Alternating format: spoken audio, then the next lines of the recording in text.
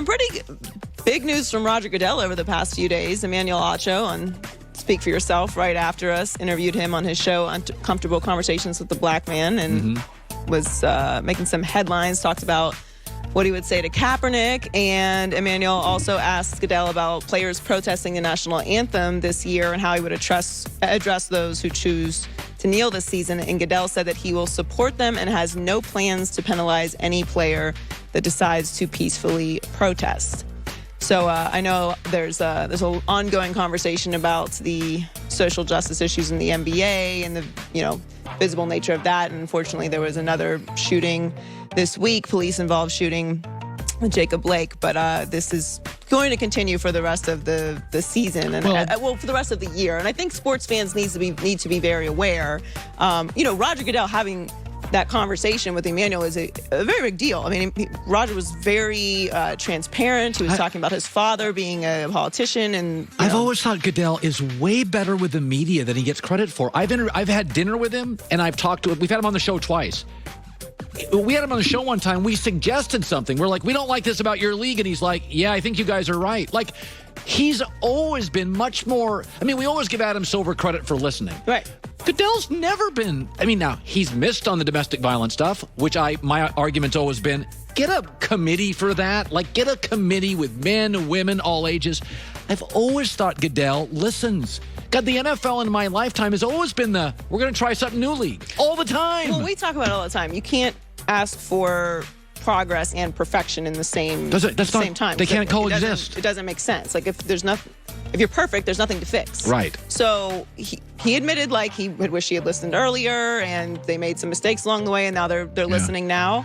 And I think, as we've been talking about for the past month or so, I think all of the commissioners and all of the leagues have done an incredible job of listening to players on every single level. Yeah, and you have to be careful on the NBA ratings thing. Here's my takeaway. First of all, we've never had so many day playoff games. Oh, right. It's also August. Completely unprecedented, everything that's happening with the NBA. Well, first of all, when it comes to the broadcast ratings, there's this.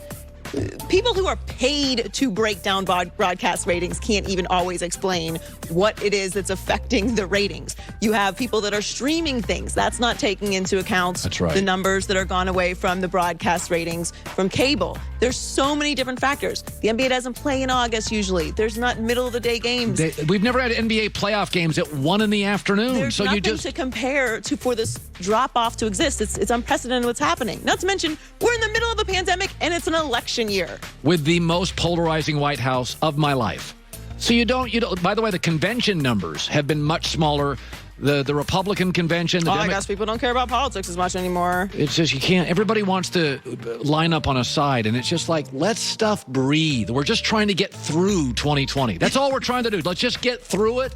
All the leagues are going to survive. And just be a little more flexible and understanding with your neighbors. Right. And your players. Right. Everything's not about you and your opinion. So the Thunder rallied in Game 4 to beat the Rockets 117-114. OKC was down by 15 points in the third as the Rockets were shooting threes at a record pace. They were 18 of 32 from beyond the arc to build that double-digit lead, but got cold and went 5 for 26 from 3 for the rest of the game. Yeah, well, that's the knock on Houston, but Houston's got a formula. We shoot threes. And they're not flexible. And when they're not dropping, they look horrible. They look like a ragtag YMCA team that didn't practice. But everyone knows that. You live by the three, you die by the three. That's right. So knowing that is your style of play, maybe have a plan B in case things start to go awry. This has always been my thing on why I think, and I've told you this, I think Kawhi is historically underrated, and Chris Paul. Chris Paul knows what he isn't. Great leader, great defensive guy, very vocal, great mid-range shooter. I know all the analytics say differently. You cannot tell me in close situational games, having the best mid-range shooter in the NBA, Kawhi, isn't more valuable than a guy that shoots threes, because at the end of a basketball game, I'm not talking about the volume. Right. For a course of a season, Joy, shoot threes. But when you have 2.5 minutes left and I need a damn bucket, I'll take Kawhi over Harden, and I know Harden's the better offensive player. But to your point, that's the difference between great regular season teams and great playoff teams Situational. and great championship teams is situations, adjustments, and understanding what it takes to win in close moments. You're not going to blow everybody out in the playoffs. That's not how this works. Okay? In the first round uthere's but this is not clearly that's not the situation. The Thunder came to play. Ask yourself this: if I said to you, "Give me your 4 players in the NBA," there's 30 seconds left in the NBA. Everyone's healthy. Everybody's healthy, and who do you want with the ball? I would go LeBron, Kawhi, KD. Well, KD's not healthy, so I go. I'm saying like if everyone is healthy. Okay, to get a bucket, I would be Anthony Davis, LeBron, Kawhi. By the way, they don't shoot threes, but they're great. I know I can go to AD. He shoots 51% on the year. Like all these 3 guys, I don't. No, I'm going Dame, LeBron, Kawhi. A lot of layups, dunks, and if KD is healthy, KD. And by the way, KD. If it's the end of the game, it's a championship, and I have to have the ball in someone's hands, that's who I want. Okay, by the way, who are the 2 best mid-range shooters in the NBA? Kawhi and KD.